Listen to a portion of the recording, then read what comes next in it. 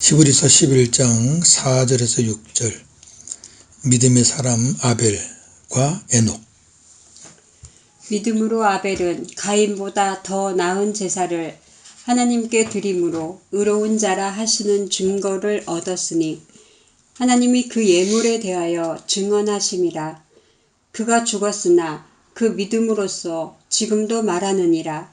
믿음으로 에녹은 죽음을 보지 않고 옮겨졌으니 하나님이 그를 옮기심으로 다시 보이지 아니하였느니라. 그는 옮겨지기 전에 하나님을 기쁘시게 하는 자라 하는 증거를 받았느니라. 믿음이 없이는 하나님을 기쁘시게 하지 못하나니 하나님께 나아가는 자는 반드시 그가 계신 것과 또한 그가 자기를 찾는 자들에게 상 주시는 이심을 믿어야 할지니라. 아멘.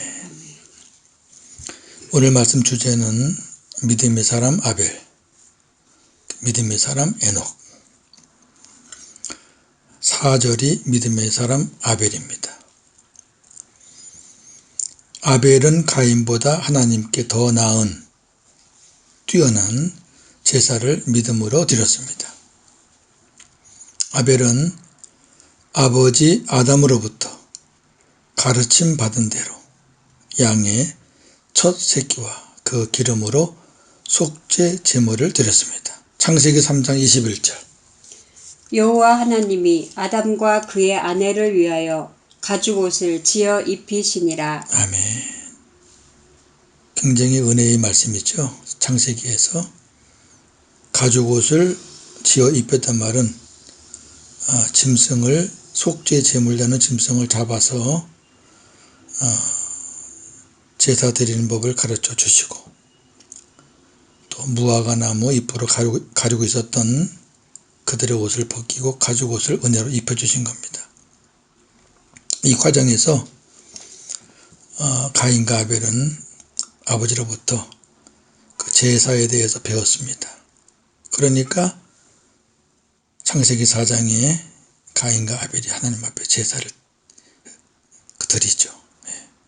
자, 창세기 4장 3절에서 5절. 세월이 지난 후에 가인은 땅의 소산으로 제물을 삼아 여호와께 드렸고 아벨은 자기 양의 첫 새끼와 그 기름으로 드렸으니 여호와께서 아벨과 그의 제물은 받으셨으나 가인과 그의 제물은 받지 아니하신지라. 아멘. 여기 중요한 거는 아벨의 제사에서 중요한 건 아벨의 믿음 그리고 그가 드린 속죄 제물입니다. 오늘 본문에 하나님이 그 예물에 대하여 증언했다 그랬잖아요. 제물이 중요해요. 지금 하나님은 아벨의 제사를 통해 아벨과 그의 제물을 받으시고 그를 의인이라 인정했습니다. 먼저 아벨을 받는 거죠. 그 믿음을. 그리고 그의 제물을 받는 겁니다. 자, 왜냐하면 아벨이 드린 속죄 제물은 예수 그리스도의 예표이기 때문입니다. 장차 대속의 제물로 죽으실 예수 그리스도. 그러기에 아벨은 죽었지만 지금도 아벨을 믿음의 사람이라고 말하고 있습니다. 5절 6절 믿음의 사람 에녹. 에녹은 믿음으로 살다가 죽지 않고 하늘로 옮겨졌습니다. 하나님께서 그를 하늘로 데려가심으로 이 땅에서 그를 볼 수 없게 되었습니다. 그는 이 땅에 사는 동안 하나님을 기쁘시게 하는 자라는 증언을 받았습니다. 창세기 5장 21절에서 24절. 에녹은 65세에 무드셀라를 낳았고 무드셀라를 낳은 후 300년을 하나님과 동행하며 자녀들을 낳았으며 그는 365세를 살았더라. 에녹이 하나님과 동행하더니 하나님이 그를 데려가심으로 세상에 있지 아니하였더라. 아멘. 자, 말씀을 보시면 에녹이 65년은 평범하게 살았어요. 그러다가 무드셀라를 낳은 후에 300년을 하나님과 동행하며 살았어요. 왜 그랬을까요? 무드셀라를 통해서 하나님의 심판에 대한 경고 메시지를 받았기 때문입니다. 이 무드셀라의 뜻이 하나님의 심판이 임할 것이다, 이런 뜻입니다. 자기 아들 이름이 그래요. 하나님이 주신 거죠, 메시지로. 그래서 에녹은 하나님의 심판에 대한 경고의 말씀을 믿고 일단 믿어야죠. 세상을 향해 하나님의 심판을 증언했습니다. 유다서 1장 14절 15절. 아담의 7대 손 에녹이 이 사람들에 대하여도 예언하여 이르되 보라 주께서 그 수만의 거룩한 자와 함께 임하셨나니 이는 뭇 사람을 심판하사 모든 경건하지 않는 자가 경건하지 않게 행한 모든 경건하지 않는 일과 또 경건하지 않은 죄인들이 주를 거슬러 한 모든 완악한 말로 말미암아 그들을 정죄하려 하심이라 하였느니라. 아멘. 유다서에서 유다는 에녹이 이렇게 하나님의 심판을 증거했다라고 말하고 있습니다. 그러니까 하나님의 심판을 경고를 듣고 자기 자식을 통해서 믿었기 때문에 전할 수 있는 거죠. 안 믿으면 못 전해요.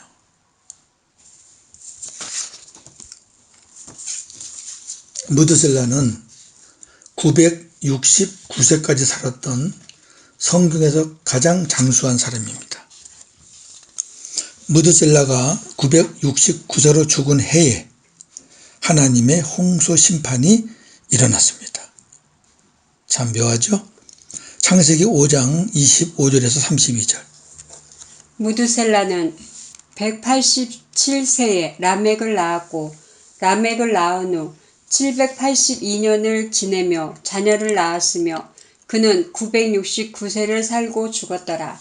라멕은 182세에 아들을 낳고 이름을 노아라 하여 이르되 여호와께서 땅을 저주하심으로 수고롭게 일하는 우리를 이 아들이 아니하리라 하였더라. 라멕은 노아를 낳은 후 595년을 지내며 자녀를 낳았으며 그는 777세를 살고 죽었더라. 아멘. 창세기 7장 6절. 홍수가 땅에 있을 때에 노아가 600세라. 아멘. 잘 보세요. 무드셀라 187세에 라멕을 낳았어요. 라멕 182세에 노아를 낳았어요. 노아 600세에 홍수가 일어났어요. 합치면은 무드셀라 나이 969세 때입니다. 정확합니다. 자, 하나님의 심판이 임할 것이라는 이름을 주시고 최장수하게 하셨던 하나님의 뜻은 무엇일까요? 이는 하나님께서 심판하시기를 더디하시고 오래 참으신다는 것입니다. 굉장히 중요한 복음입니다. 하나님께서 사람들이 회개하고 돌아와서 하나님의 심판을 피할 시간을 많이 주시기 위해 무드셀라의 생명을 길게 붙잡고 계셨다는 것입니다. 하나님의 사랑이 이해가 되시나요? 지금도 이 사랑은 동일합니다. 베드로후서 3장 9절. 주의 약속은 어떤 이들이 더디다고 생각하는 것 같이 더딘 것이 아니라 오직 주께서는 너희를 대하여 오래 참으사 아무도 멸망하지 아니하고 다 회개하기에 이르기를 원하시느니라. 아멘. 무드셀라 나이가 성경에서 제일 오래 살았다, 그거 외우는 게 중요한 게 아니에요. 무드셀라가 죽을 때 하나님의 심판. 근데 그 무드셀라를 하나님이 제일 오래 살게 했다. 하나님의 심판이 하나님의 사랑으로 더디게. 그러니까 무드셀라를 죽이면 심판이 와야 되니까 길게 붙잡고 계신 거죠. 자, 믿음이 없이는 어느 누구도 하나님을 기쁘게 할 수 없습니다. 하나님께 나아가는 자는 반드시 믿어야 할 두 가지가 있는데, 하나는 하나님이 계시다는 것과 또 하나는 하나님을 찾는 자들에게 상을 주신다는 것을 믿는 것입니다. 첫째, 하나님이 계신 것을 믿는 것은 삼위 하나님의 존재는 물론이고, 삼위 하나님입니다. 그 하나님이 우리 안에 계신다는 것을 믿는 것입니다. 이것이 새 언약의 복음을 믿는 믿음입니다. 이 믿음이 있어야 돼요. 둘째, 하나님을 찾는 자들에게 상 주시는 것을 믿는 것은 주님을 머리로 하여 복음으로 사는 자들에게 상을 주신다는 것을 믿는 것입니다. 혹자는 이렇게 얘기합니다. 하나님은 공평하시다. 근데 상급이 어디 있냐? 하면서 부정합니다. 그러나 그것은 성경적이지 않습니다. 사도 바울을 예를 들면 바울은 오직 하늘의 상만 바라보고 일평생 믿음으로 살았던 사람입니다. 빌립보 3장 10절에서 14절. 내가 그리스도와 그 부활의 권능과 그 고난에 참여함을 알고자 하여 그의 죽으심을 본받아 어떻게 해서든지 죽은 자 가운데서 부활에 이르려 하노니 내가 이미 얻었다 함도 아니요 온전히 이루었다 함도 아니라 오직 내가 그리스도 예수께 잡힌 바 된 것을 잡으려고 달려가노라. 형제들아, 나는 아직 내가 잡은 줄로 여기지 아니하고 오직 한 일, 즉 뒤에 있는 것은 잊어버리고 앞에 있는 것을 잡으려고 표대를 향하여 그리스도 예수 안에서 하나님이 위에서 부르신 부름의 상을 위하여 달려가노라. 아멘. 표대를 향하여. 그 표대가 뭐죠? 11절의 부활. 그냥 죽은 자들이, 예수 믿다가 죽은 자들이 살아난 그 부활 아니에요. 그거야 뭐 믿으면 다 되는 건데요. 뭐. 그것 때문에 이렇게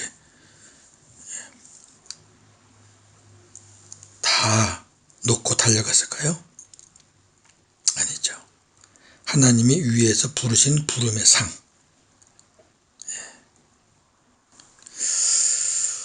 첫째 부활에 대해서는 지금 또 말씀을 드리면 너무 기니까 하늘의 상이 있습니다. 천년왕국은 아무나 들어가는 건 아닙니다. 에녹은 이렇게 하나님과 친밀하게 동행하다가 첫째 부활에 들어간 사람의 하나의 샘플입니다. 자, 정리합니다. 아담의 아들 중 형 가인은 농사하는 자였고 동생 아벨은 양치는 자였습니다.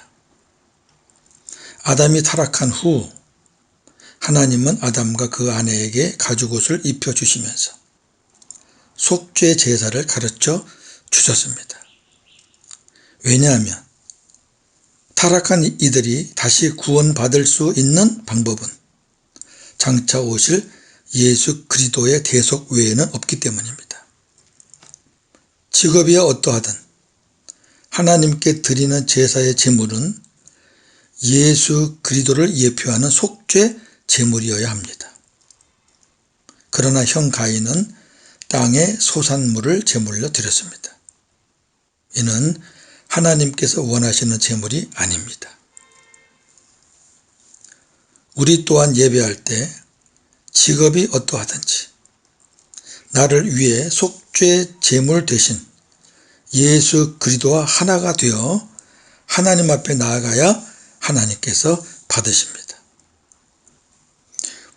에녹은 평범하게 살다가 무드셀라를 낳은 후 하나님과 동행하며 하나님의 심판을 전하며 살았습니다. 이는 하나님의 말씀을 믿고 복음으로 살았다는 의미입니다. 우리 역시 예수 그리스도의 마지막 강림과 하나님의 심판에 대한 복음을 많이 들었습니다. 그렇다면 우리도 주님과 친밀하게 살며 이 복음을 증언하며 살아야 하지 않겠습니까?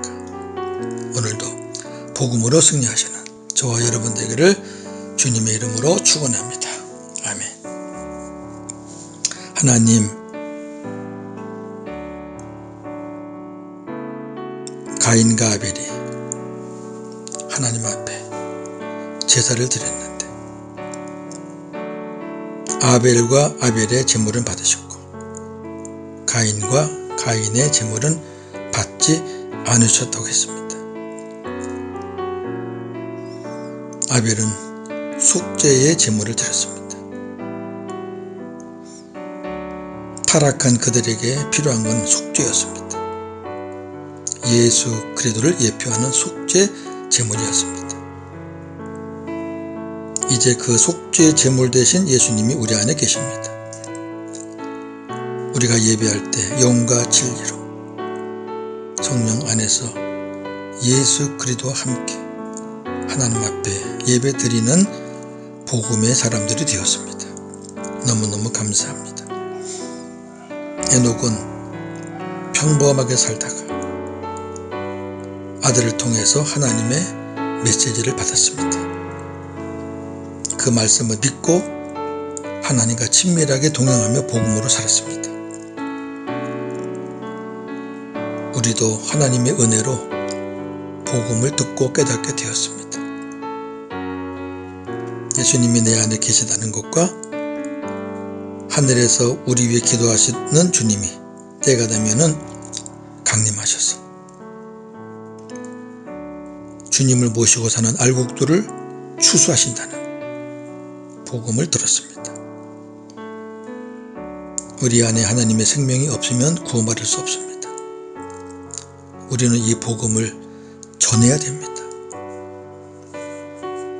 교회 다닌다고 구원받는 건 아니고 직분 받았다고 구원받는 건 아니고 하나님의 생명 알곡이 들어있어야 구원받는 것인데 우리가 정말 복음을 듣고 믿는다면 이 복음을 전하며 살아야 되지 않겠습니까?